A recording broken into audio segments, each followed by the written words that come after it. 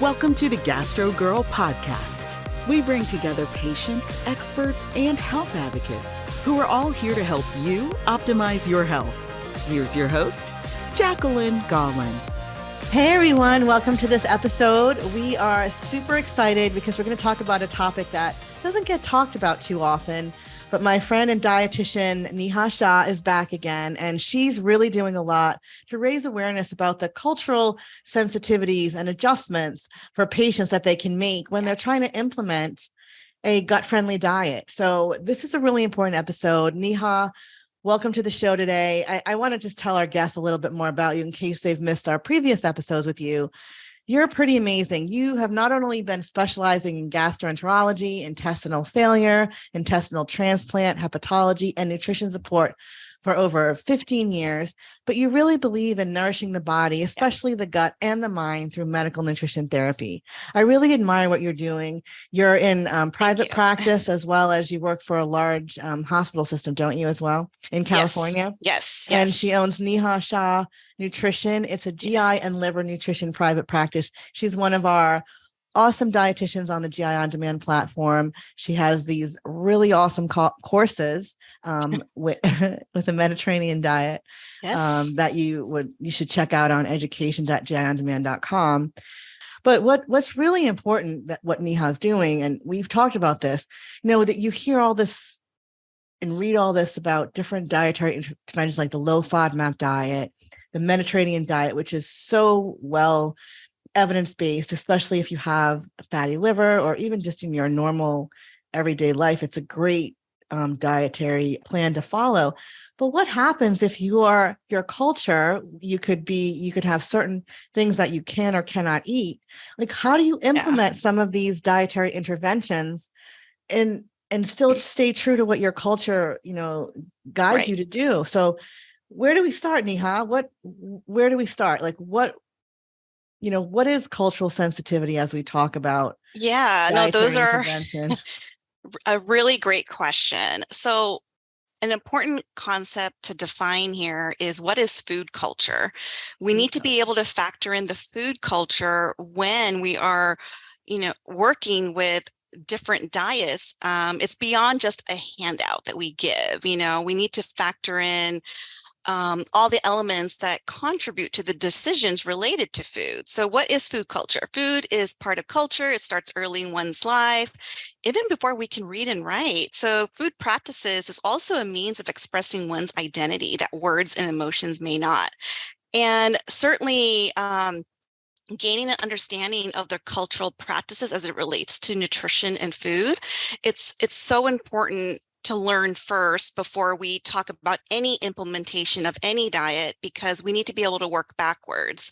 With that said, and certainly food choices within a culture can vary. We have to factor in taste and smell. We have to factor in degrees of social support, availability of resources. Know that our food culture is influenced by what's passed through generations. It's learned, not inherited. Gender and social roles play a part of food culture. Manners at the table is a part of food culture. Religious rituals, culture, customs, certainly holidays, all part of food culture. So when I work with my patients, they would tell me, okay, I see this food list, but I don't see what I eat on this food list. How do I implement and combine the two together? And that's where the dietitian can come in and really help this patient look for similarities between the diet guidelines as well as their food culture, and help them kind of marry the two together so we can retain that food culture to the best of the ability. When the food culture is lost, then sticking to any diet, adhering to any diet may not work long term, to be honest. We need to be able to factor in the food culture. Neha, I'm so glad we're having this conversation today. Absolutely. I mean, when you think about this in a big picture, a lack of understanding and sensitivity to food culture could be a huge barrier for patients who need help, who need your dietary expertise if they have a GI condition. And if they're not feeling like they're being heard and seen and recognize themselves in those things that get handed out or they read on the internet, then we're doing everybody a disservice. We're doing these patients a huge disservice, and it's a huge barrier. And I think you're one of the few people that I've met that are actually talking about this. And I really appreciate this episode. Thank you. No, it's so important. I can't stress enough that we have to work backwards. We have to factor in and learn about the culture and all its influences on food before we talk about how to do this diet. And that's captured in a conversation with a dietitian for a lot of the settings. It's hard to capture that in a handout per se. Yeah. So let's break it down. Let's do a little role play here. I think to really shine a light on, I'm a patient and I have what's a good patient, like a good patient example that we could do here just to kind of showcase, is it an Indian patient who doesn't eat meat or who's vegetarian or who we can do, there's different regions around the world. Okay. So there's Latin America, there's South Asia, which encompasses India, Pakistan, Nepal, Sri Lanka, other countries. There's Southeast Asia. I mean, I'm South Asian myself. I'm happy to start there. Yeah, let's do that. What are some of if you were a patient and you came into a dietitian, what are some of the cultural things or the food culture that should be shared? And we don't want patients to be afraid to share this. And this is why this conversation is so important. Absolutely. So if you and I were doing a video visit or actually in a office visit, and then certainly me learning a little bit more about your culture, what I want to learn a little bit more is, one, there are several different food groups in the diet. We know this. This exists in every culture. I want to know examples of foods eaten from each of those food groups to help me understand where the cultural fruits are, where the cultural vegetables are, where the cultural gluten is, where the cultural dairy is, all of that is going to be very important. With the South Asian culture, many South Asians are vegetarian or vegan since birth. I'm a vegetarian myself. This is how I was raised because my parents highly believed, reducing any aspects of violence towards animals was an important concept to teach me. And this is common within the South Asian culture. So certainly I like to ask, tell me a little bit more about, are you a vegetarian or a vegan, and majority of them will say yes to me. So I need to factor in from that piece. Certainly, learning a little bit more about their diet. We know that, legumes are a staple between beans and lentils and chickpeas, but those are also what we consider high FODMAPs, right? As an example. So if you were asked to follow a low FODMAP diet, and then you were also told don't eat your beans and lentils and chickpeas, I know a lot of my patients have said, well, then how do I get my protein in if I'm vegetarian? So we may need to look at portions, and we may need to take a look at canned versions, or we may need to take a look at how it's cooked to really make it a little bit more FODMAP friendly as close as we can. Or even something like buttermilk and yogurt is, often eaten on the side of meals. But again, buttermilk may not be a common dairy in Western societies, but in the South Asian culture, it's a common food. So maybe lactose-free buttermilk, lactose-free yogurt. That's another example. We can make it more low FODMAP using that as an example.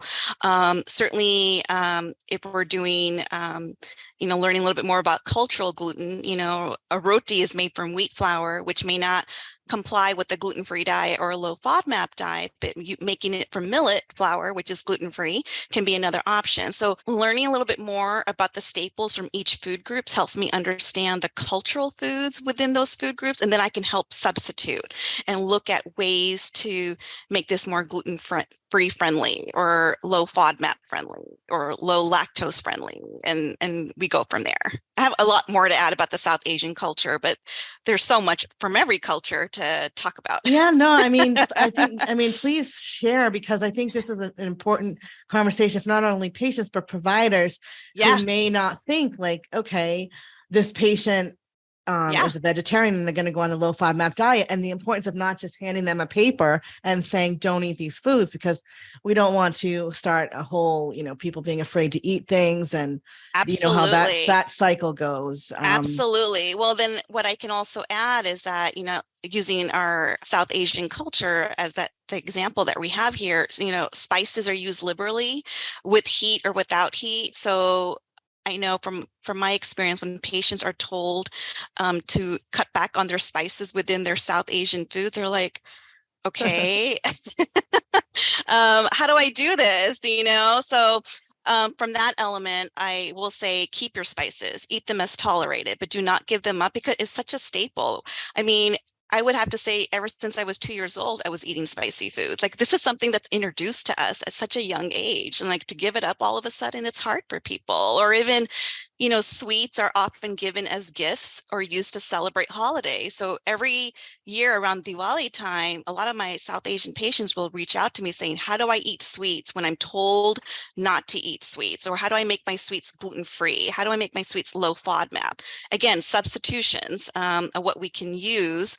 And then certainly religion and holidays and all play a role in our food choices. So religious rituals, fasting rituals, all in a big important piece as part of the South Asian culture. So as an example, fruits and nuts are offered as blessings during religious rituals. So again, they're like, okay, what can I offer as blessings and what people can eat? So we work out those options. So again, we have to work backwards.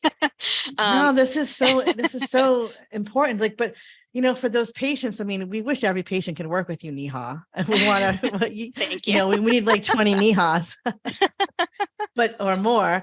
But what is your recommendation for patients? Like, how can they find someone like you who is aware of this important Absolutely. aspect? And I think, all dietitians, at least from my experience with my colleagues, we all try to bring in cultural competency, cultural sensitivity, cultural humility. There are different definitions for that. And for the patient, maybe that dietitian is not of your culture. It's always, it's helpful when that dietitian is of your culture. I know my South Asian patients have told me, oh, my foods. I can talk to you openly about my foods. I can actually use the terms to what is meant is a dosa or idli or khichdi or sabudana, which is tapioca pearls. Like you understand the words I'm using. But if the dietitian does not, then, that's not a bad thing. It's just that describe the ingredients in the foods that you're eating. That's what we need to learn a little bit more about. So using the low FODMAP as an example, rice is low FODMAP, okay? And perhaps canned lentils, or how we soak lentils for a long time and then cook with new water, could be potentially more low FODMAP. And then something like dosa and idli are made from rice and lentils, but you're not going to see dosa or idli on a food list. You're just going to see rice and you're going to see lentils. Right. So describing the ingredients to your providers is going to be the most important thing that you can do, or even making a list of your cultural foods and the common ingredients used to make those foods, and keep that with you. That could be also a way to advocate for your food culture as well. That's a great tip, Neha. So, and we have your colleagues on the GI On Demand platform, and you know them probably well more than I do. And I love that you made this, that many of them understand that there are cultural differences, and food culture is different with the variety of patients. And what the point we want to drive home here is that we don't want patients to be afraid to speak up. And just because someone doesn't look like them doesn't necessarily mean they won't understand. Right. And to not be afraid to share that. 100%. And like I said, I mean, there's so many different cultural regions around the world: Latin America, Southeast Asia. Certainly we have our Americas here, and there's a food culture within each. And another important thing is, not just describing your food culture, but the process of diet acculturation. That's an important piece too, where, this process happens when one moves from a different country to another and then adopts the eating patterns and food choices of that country. And sometimes the diet acculturation can be positive, sometimes it could be negative. If patients don't know how to blend their food culture with what's recommended for them. So I think as with patients, it's okay to talk about, what did you used to do when you lived in India or Mexico or Brazil? Like, tell me a little bit more about what was going on there, and then how is that being brought over here, and how can we retain some of that if that is your goal? So yeah, and then certainly a lot of, from my experience, a lot of patients, as an example, like maybe it's a high school student moving from a different country to another to attend high school. They're used to maybe their cultural foods at every single meal, and now they're attending some high school in the United States that does not offer that. So again, how do we blend the two together, and really requires more than one conversation. But certainly going back to making a list of your cultural foods, teaching the providers on what influences your food decisions is going to be an important piece. I love this conversation. I'm going to say it again. And you bring up a good point of people coming from different countries, whether they're coming for school or for jobs, or their Yes. families are here and they're coming here. I mean, that could have an effect on their digestive system, and they could be having symptoms. So again, we want to stress to try to be open as much as possible with your provider so that Absolutely. they understand. And do you have any, additional tips for providers, when dealing with patients who may be in this situation? I think with providers, how they can support their patients in their cultural diet, and as well as cultural journey. Know that various factors contribute to food culture. And so when we're asking a patient to change the diet, again, we need to learn first to what extent, so we can aid helping our patients retain their food culture as much as possible.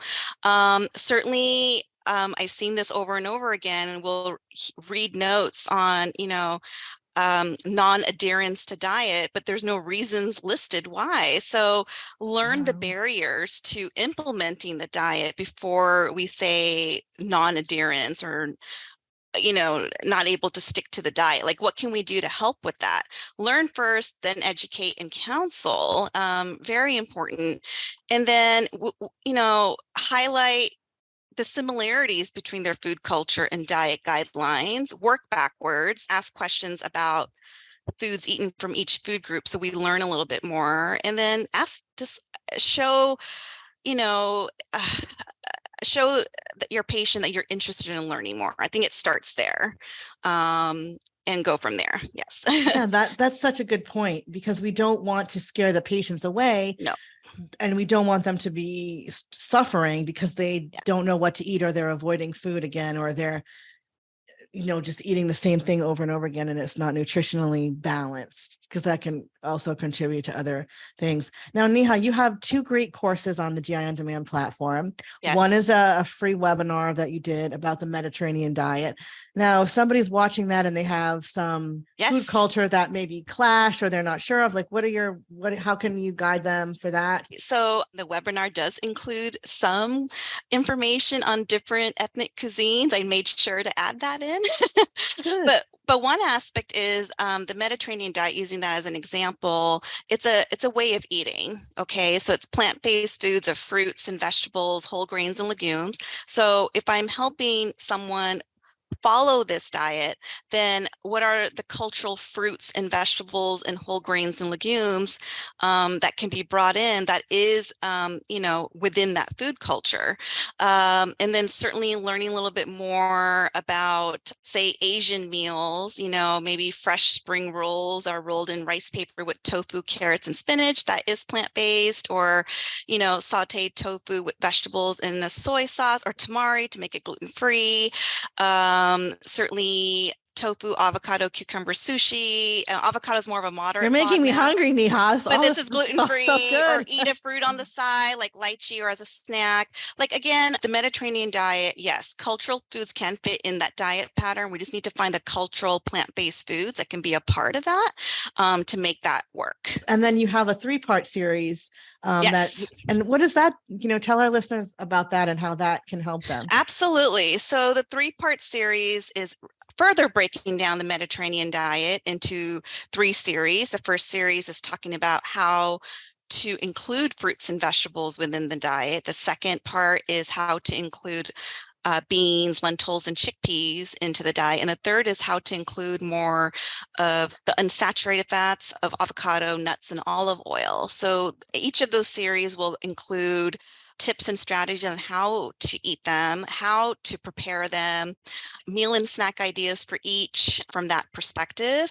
And then the way I would encourage anyone to approach those series, like, okay, let's start with fruits and vegetables. Let me try adding a fruit or a vegetable into the day. Let me practice with this of what is like the cultural fruits, the cultural vegetables, all would be okay as part of the Mediterranean diet, using that as an example. So well, all the how-tos. All the how-tos. And you have some great handouts too, I believe. Yes. So it's on education.gi on demand. We'll put it in our slide and you'll see it here in a bit if you're listening. If you're watching on YouTube, if you're listening, you can go to education.giondemand.com and you can search for Neha Shah or the Mediterranean diet and it will pop up for you. So both of them. So this is great. So before we go, and I hope we can have you on again. Absolutely. Is there anything, in summary that you want to drill home for our listeners or our patients as we get to close out this episode today? I think the take-home message I would like to recommend is that your culture, your food culture is such an important part of you that we need to factor that in when it comes to changing the diet. If you feel like you're having a difficulty in doing that, or you're made to feel that you can't do that, no, seek the help of a registered dietitian to help you find a collaboration between the two. So that way you can continue to enjoy all parts of your culture, especially when it involves food with your friends and family. This is great, Neha. And Neha can be found on her own website, and Neha Shah.